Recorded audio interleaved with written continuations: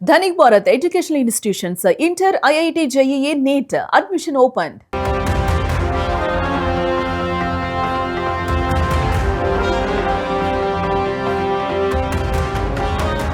కాపు ఉద్యమ నేత ముద్రగడ పద్మనాభం కనుమూశారు. గత కొంతకాలంగా క్యాన్సర్ తో ముద్రగడ బాధపడుతున్నారు. సింధు ఆసుపత్రిలో చికిత్స పొందుతూ ఆయన మృతి చెందినట్లుగా తెలుస్తోంది. 1953 జనవరి 22న కిర్లంపూడిలో జన్మించారు ముద్రగడ. 1978లో జనతా పార్టీ నుండి తొలిసారిగా ఎమ్మెల్యేగా గెలుపొందారు. గతంలో ఎంపీ, ఎమ్మెల్యేగా పనిచేశారు ముద్రగడ. కాపు రిజర్వేషన్లపై ముద్రగడ ఎనలేని పోరాటం చేశారు. 2024 ఎన్నికలకు ముందు వైసీపీలో చేరారు ముద్రగడ పద్మనాభం. కిరణ్, ముద్రగడ పద్మనాభం మరణం అనేది రాజకీయాలకే కాదు, ఒక కాపు సంఘానికే కాదు, రాజకీయాలకు అతీతంగా, వర్గాలకు అతీతంగా ఆయన అందరి మనిషిగా కూడా పేరు పొందినటువంటి వ్యక్తి. రాజకీయాల్లో ఏదైనా మాట చెబితే అది ఇమీడియట్ గా, అంటే చాలా మంది చెప్తూ ఉంటారు రాజకీయాల్లో ఓడిపోతే నేను రాజకీయ సన్యాసం చేస్తాను, పేరు మార్చుకుంటాను అని. కానీ ఆయన ఏదైతే 2024లో వైఎస్ఆర్ కాంగ్రెస్ పార్టీ గెలవకపోతే నా పేరు మార్చుకుంటాను అని అన్నారు. ఆ స్థాయిలో అంతే ఇదిగా అది చెప్పినటువంటి మాటకి కట్టుబడి ఉన్నటువంటి నేత మీద ముద్రగడ పద్మనాభం కాపు ఉద్యమ నేత కనుమూయడంతో దీనికి సంబంధించి కాపు నాయకులందరూ కూడా రాజకీయాలకు అతీతంగా, వర్గాలకు అతీతంగా ముద్రగడ పద్మనాభంతో అనుబంధం ఉన్నటువంటి వాళ్ళందరికీ ఇది తీరని లోటనే చెప్పాలి. రాజకీయాలకు అతీతంగా ఆయన అందరితో కూడా మాట్లాడేటువంటి తీరు కావచ్చు, నాయకుల్ని కలిసేటువంటి తీరు కావచ్చు, రాజకీయాలకు అతీతంగా ఆయన ఇంటికి జస్ట్ టీ తాగడానికి నేతలు వచ్చి ఆయనతో మాట్లాడి వెళ్ళాలనేటువంటి ఒక కోరికతోనే మేము ఇక్కడికి వచ్చాం. రాజకీయాలు వేరు, వ్యక్తిగతం వేరు. వ్యక్తిగతంగా ముద్రగడ పద్మనాభం మా ఆంతరంగికుడు, ఇది అందరూ చెప్పేటువంటి మాట. అజాత శత్రువుగా పేరున్నటువంటి ఆ వ్యక్తి 2024 తర్వాత రాజకీయ పరంగా కావచ్చు, కుటుంబ పరంగా కూడా కొన్ని ఒడిదుడుకులు ఎదుర్కొన్నారు. దీనికి సంబంధించి అనారోగ్యం కారణంగా ఆయన సింధు ఆసుపత్రిలో చేరడం, ఆయన కన్నుమూయడం కూడా ఒకంత తీరని లోటనే చెప్పాలి. వైసీపీ నేతలు అలాగే వైసీపీ కీలక నాయకులు అందరూ కూడా వెళ్ళి భౌతికాయాన్ని సందర్శించేటువంటి పరిస్థితి అయితే ఉంది.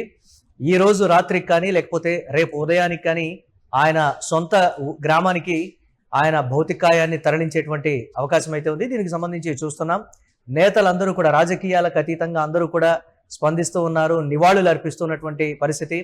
రాజకీయాలకే ఇలాంటి ఒక నేత కోల్పోవడం అనేది నిజంగా రాజకీయాల్లో ఒకంత లోటనే చెప్పాలి. కాపుల్లో కూడా ఎనలేనటువంటి పేరును కావచ్చు, చాలా మందికి ఆ నియోజకవర్గంలో ప్రభుత్వ ఉద్యోగాలు సాధించడంలో ఆయన ఎనలేని కృషి చేశారు. దాదాపుగా ప్రభుత్వ ఉద్యోగుల్లో, ఆ ఊర్లో ఉండేటువంటి ప్రభుత్వ ఉద్యోగుల్లో దాదాపుగా అందరూ కూడా ముద్రగడ పద్మనాభం ఆశీర్వాదంతోనే ఆ ఉద్యోగాల్ని సంపాదించారు. ఆర్థికంగా కావచ్చు, లేకపోతే ఇతరత్రా కావచ్చు అనేటువంటి ఒక మంచి పేరు కూడా ముద్రగడ విషయంలో ఉంది. ఏంటి మొత్తం మీద ఎలా చూడాలంటారు మనం? మురళి, ముద్రగడ పద్మనాభం ఆంధ్రప్రదేశ్ రాజకీయాల్లో మరియు కాపు సామాజిక వర్గంలో కూడా ఆయన కీలక పాత్ర పోషించారు. గోదావరి జిల్లాల్లో కాదు, ఆంధ్రప్రదేశ్ లోనే అత్యంత సుపరిచితమైన నాయకుడు.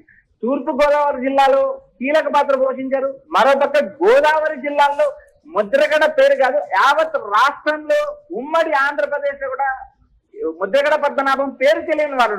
ముద్రగడ పేరు పలకగానే గుర్తొచ్చేది కాపు రిజర్వేషన్ అంశం. 2016లో ఆయన కాపు రిజర్వేషన్ల కోసం సుదీర్ఘంగా నిరాహార దీక్ష చేశారు. తన కుటుంబం, తన భార్య, కుమారుడు, కోడలు అందరు కూర్చొని నిరాహార దీక్ష చేసిన పరిస్థితి. ఒకానొక సమయంలో అప్పుడున్న టీడీపీ ప్రభుత్వం ఆయన పైన దాడులు చేసిన పరిస్థితి కానీ, ఆయన్ను పిచ్చిన నేపథ్యం కానీ, వాటిని అన్నింటినీ కట్టుకొని ఆయన రాజకీయాల్లో పోరాటం చేశారు. ముద్రగడ అనగానే ఒక పోరాట యోధుడు అనే అంశం కూడా మనం ఒకసారి గుర్తు చేసుకోవచ్చు. అయితే సుదీర్ఘకాలం రాజకీయాల్లో ఉన్నారు. ఎంపీగా పనిచేశారు, ఎమ్మెల్యేగా పనిచేశారు, దాదాపు 6 సార్లు ఎమ్మెల్యేగా గెలిచారు. కాకినాడ నుంచి ఎంపీగా గెలిచిన పరిస్థితి. కాంగ్రెస్ పార్టీలో పనిచేశారు, టీడీపీలో పనిచేశారు, వైఎస్ఆర్సీపీలో పనిచేశారు. రాష్ట్రంలో కాపు సామాజిక వర్గం కోసం గొంతెత్తిన, గలమెత్తిన ఏకైక నాయకుడు ముద్రగడ పద్మనాభం స్పష్టంగా చెప్పచ్చు. అయితే ఆ ముద్రగడ పద్మనాభం చేసిన సేవలు కూడా ఒకసారి కాపు సామాజిక వర్గానికి సంబంధించి మనం గుర్తు చేసుకుంటే, ఎక్కువ మందికి ప్రభుత్వ ఉద్యోగాలు ఇప్పించడంలో కూడా కీలక పాత్ర పోషించారు. తన ఇంటికి వచ్చిన వారు ఎవరు కూడా తన ఇంటిలో చేయి కడకుండా బయటికి పంపించేవారు కాదు. అలాంటి ముద్రగడ పద్మనాభం గోదావరి జిల్లాల్లో అత్యంత ప్రసిద్ధి పొందారు. కాపు సామాజిక వర్గం ఉద్యమాంశమే కాదు, రాజకీయాల్లో ఒక మాటని మాట్లాడితే ఆ మాట కట్టుబడి ఉంటారు.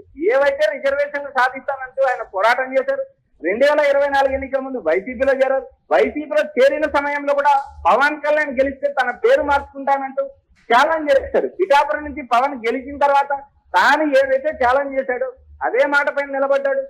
పేరు కూడా ముద్రగడ పద్మనాభం స్థానంలో ముద్రగడ పద్మనాభరెడ్డి అంటూ అధికారికంగా పేరు మార్చుకునే ఘనత కూడా ఆయనకే దక్కింది. అయితే ఆయన క్రమేణా 2024 ఎన్నికల తర్వాత తన ఆరోగ్యం క్షీణించడం, మరోపక్క ఇటీవల ఆరోగ్యం క్షీణించడంతో ఆయన్ను కిర్లంపూడి నుంచి హైదరాబాద్ తరలించారు.